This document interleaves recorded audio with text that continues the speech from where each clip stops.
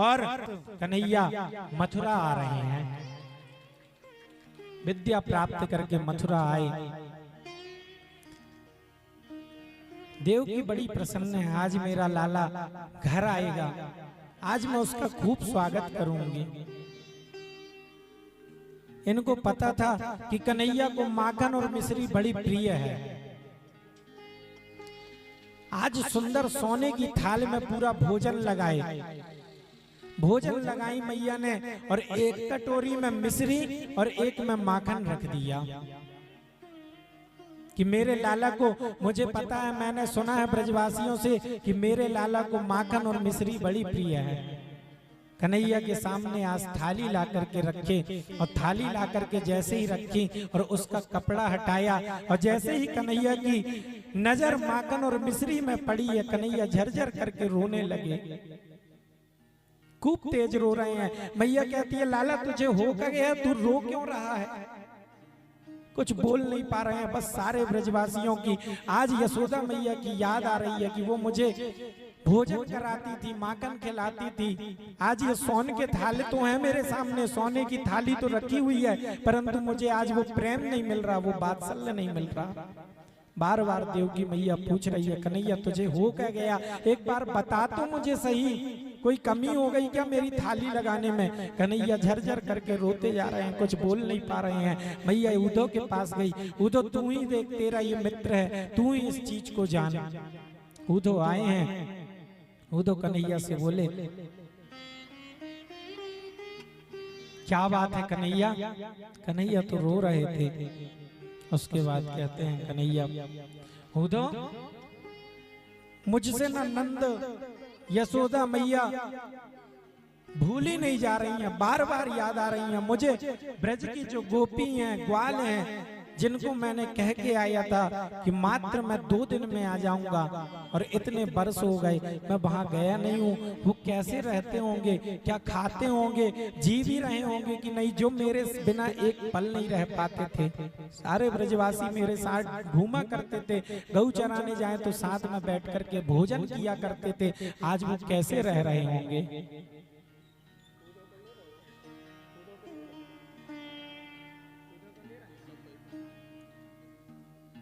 ब्रजवासी सारे दुखी होंगे, कैसे रह रहे होंगे,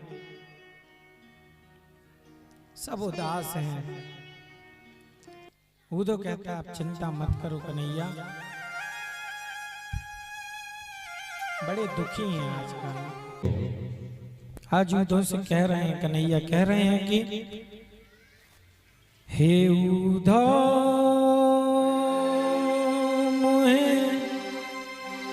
ब्रज बिसरत नहीं। उद्धव मुझे ये ब्रज बिसर नहीं रहा है।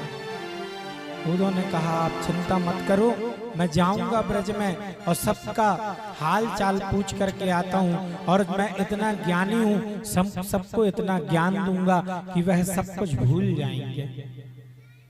उद्धव जी बहुत ज्ञानी थे। कहते हैं, मैं जा रहा हूं, और आज ब्रज जाने के लिए तैयार हुए उद्धव। कन्हैया ने अपना पीला पीतांबर डाल दिया। उद्धव ने पूछा, ये क्यों? कहते हैं, ये तुम डाल के जाओगे तो वो पहचान जाएंगी कि ये कन्हैया का मित्र है, कन्हैया का सखा है। आज रथ लेकर के हाँकना प्रारंभ किए उद्धव जी। ब्रज में पहुंचे हैं। ब्रज में जाकर के सारे गोप ग्वाल वहीं पर खड़े थे, रोज इंतजार करते थे कि कन्हैया आज नहीं आया तो कल जरूर आएगा। बस इसी इंतजार में हर दिन वहीं आकर के खड़े हो जाते। कर रथ देके सब लोग प्रसन्न हो गए, लगता है लाला आ गया, लगता है कन्हैया आ गया।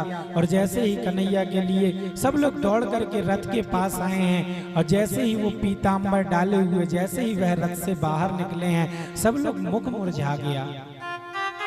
अरे हम तो सोचे कन्हैया आने वाला है, और ये कन्हैया नहीं है। उसने बोला, मैं उद्धव हूं, कृष्ण का सखा, मैं नंद और यशोदा से मिलने आया हूं। जिस दिन से कन्हैया गए उस दिन से यशोदा मैया ना भूख लगती है ना प्यास लगती है, बस बैठी रहती हैं, पल्ला झुलाती रहती हैं, मेरा कन्हैया सो रहा है। उद्धव ने पूछा नंद का महल कहां पर है? एक ब्रजवासी जोर से झरझर करके रोने लगा और कहता है ये जो पानी का नदी बह के आ रही है ना, ये नदी कहीं और की नहीं है, ये यशोदा मैया के आंसू सारी गोपियां बहा रही हैं, वहीं से ये नदी बहती हुई आ रही है। इस नदी के साइड साइड में चले जाओ, वही घर है, वहीं पर जाना, वो नंद और यशोदा का घर होगा। उद्धव जैसे ही सुना इस बात को, ज्ञान तो सारा समाप्त होने लगा, ज्ञान सारा समाप्त होने लगा। गया उद्धव जाते हैं और जा करके जैसे ही सागर से खटखटा के और चिल्लाए मैया, तुरंत अंदर आवाज आ गई, रोक दी, हल्ला मत करो। सारी गोपियां एक पल्ला के घेर बना करके बैठी हैं और यशोदा मैया धीरे धीरे पल्ला झुला रही हैं और कह रही हैं हल्ला मत करो, मेरा लाला जग जाएगा। इतना वात्सल्य, इतना प्रेम। भैया देखे उद्धव जी कुछ बोल ही नहीं पा रहे हैं, शांत कर दी, मेरा लाला उठ जाएगा, बस पल्ला को झुला रही हैं, सारी गोपियां बैठी हैं, कोई कुछ नहीं बोल रहा है, सब बस रो रहे हैं।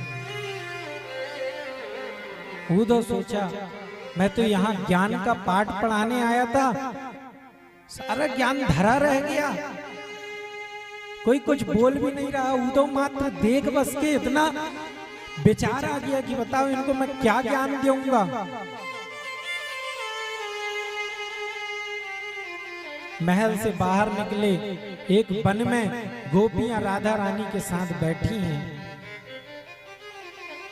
एक गोपी आकर के बताई राधा से, अरे उधर कन्हैया का कोई मित्र आया है, बिल्कुल उसके जैसा लगता है, वो आया है। जैसे ही बताई उसके जैसा लगता है, तुरंत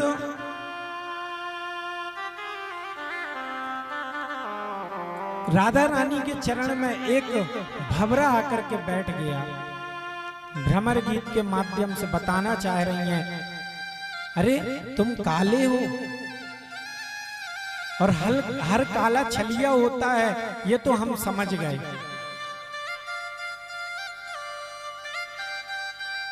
उसके पास बाली को ब्याध के जैसे मार दिया। विवाह की भावना लेकर के जब राम अवतार हुआ तो शूर्पणखा आई, उसके नाक कान काट दिए। इतना छलिया, कोई अगर अपनी कोई चीज लेकर के आई है तो उसका कुछ तो करे, नाक कान ही काट दी।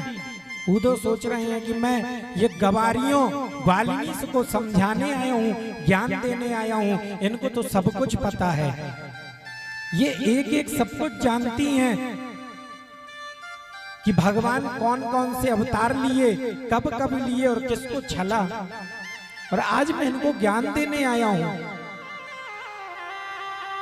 एक बार तो महाराज ये बामन बन गया और बामन बन करके राजा बलि को जाकर के ठग लिया, 3 चरण में ही सब कुछ ले लिया।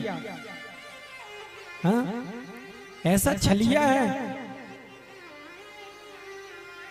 गोपियां व्याकुल होकर के बोल रही हैं।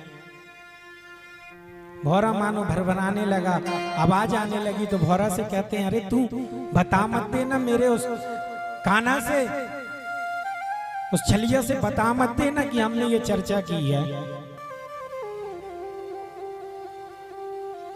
हमारे मन में ये बात थी तो हमने बता दिया। आज उद्धव का पूरा ज्ञान, आज भी वृंदावन में ज्ञान गुदड़ी नाम का एक स्थान है, ज्ञान की जो चादर ओढ़ के आया था उसकी गुदड़ी बना करके गोपियों ने ज्ञान गुदड़ी नाम रख दिया। कोई ज्ञान नहीं चला, भक्ति के आगे कोई ज्ञान नहीं चलता, किसी का भी ज्ञान हो, बस गोपियां रो रही हैं, अरे वो तो छलिया था, हमको छल लिया है। परसों हरियावन कहन गए, कब आएगी वो परसों। परसों का कह करके गया था, अभी तक क्या वो परसों नहीं आई।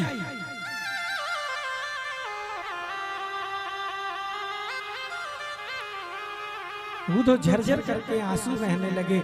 मैं ज्ञान की चादर ओढ़ के आया था, सब कुछ धरा रह गया मेरा। हे देवियों, तुम धन्य हो, तुम लोग सबके लिए पूजनीय हो, क्योंकि तुम्हारा मन भगवान श्री कृष्ण में लगा है। मैं तो ये चाहता हूँ, मैं बड़ा ज्ञानी बन करके आया था, परंतु आज मैं वृंदावन की इन गोपियों को देख लिया। महाराज, मुझे वृंदावन में कोई गोप ग्वाल मत बनाना। इन गोप ग्वालों की जो धूल है, जो चरणों के कण हैं, वही बना देना। भक्ति के आगे कुछ नहीं चलता है। कितना ज्ञान है आपका, कुछ नहीं चलने वाला। नंद जी के ब्रज में रहने वाली कोई गोपियों की धूल को बार बार मैं प्रणाम करता हूँ।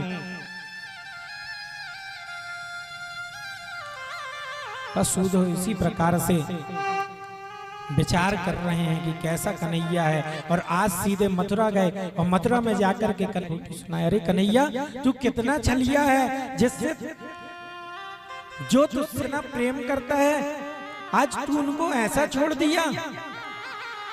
जिस दिन से तू आया है उस दिन से यशोदा मैया कुछ खाती पीती नहीं है, बस पलना झुलाती रहती है, और आज तू सब कुछ छोड़ के आ गया है।